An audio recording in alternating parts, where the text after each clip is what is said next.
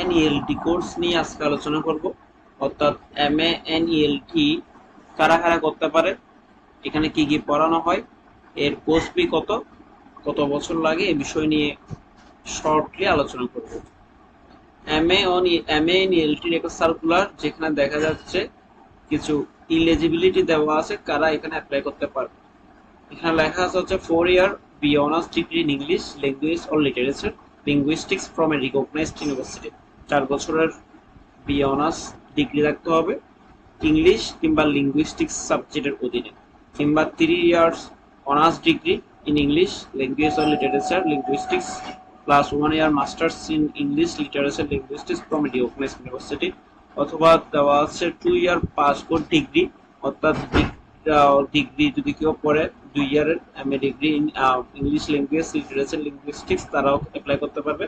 কিংবা আছে হচ্ছে 4 year BA masters degree in any discipline plus 1 year post graduate diploma in English language teaching with 55% marks GPA or overall band score 6.5 in IELTS. অর্থাৎ IELTS এর কেউ যদি 6.5 পেয়ে থাকে তাহলে তারাও কিন্তু এলটি এই সার্কুলারে অ্যাপ্লাই করতে পারবে কিংবা এলটি করতে পারবে।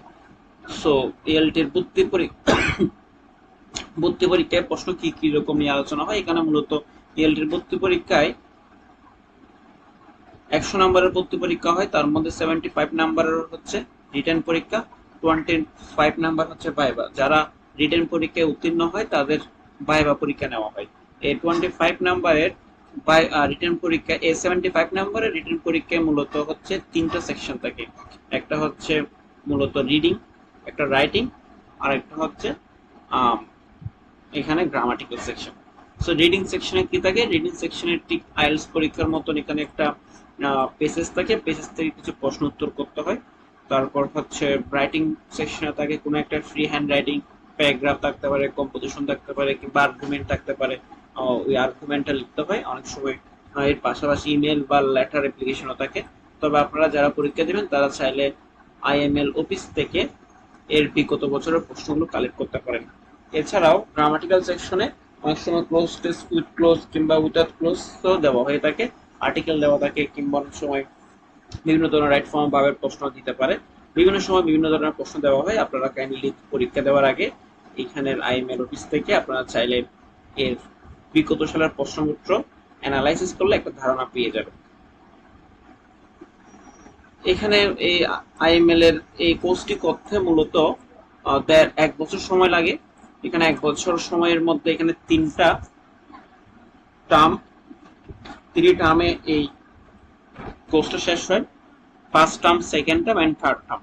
ফার্স্ট টার্মে আপনাকে এখানে যে বিষয়গুলো পড়ানো হবে সবগুলো হচ্ছে এখানে লিঙ্গুইস্টিক্স কিংবা সিলেবাস ডিজাইন নিয়ে কিছু টপিকস আছে, আমি আপনাদের বলছি সুবিধার্থে। এখানে ফার্স্ট ইয়ারে পড়ানো হবে হচ্ছে, ফার্স্ট ইয়ার না, ফার্স্ট টার্মে পড়ানো হয় এখানে সেকেন্ড ল্যাঙ্গুয়েজ অ্যাকুইজিশন।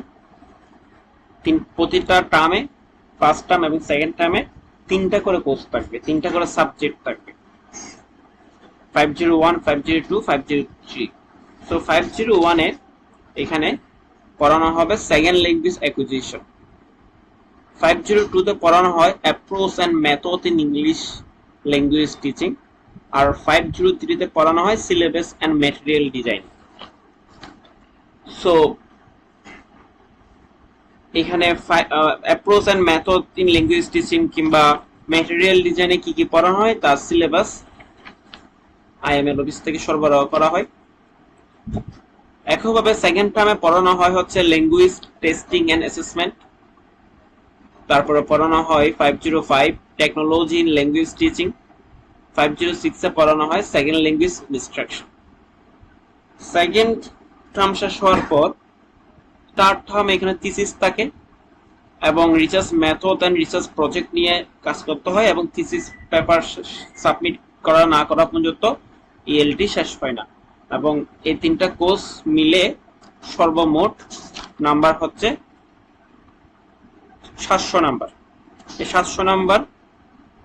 700 নাম্বারে হচ্ছে ইএলটি 1 বছরের কোর্সে পড়ানো হয়।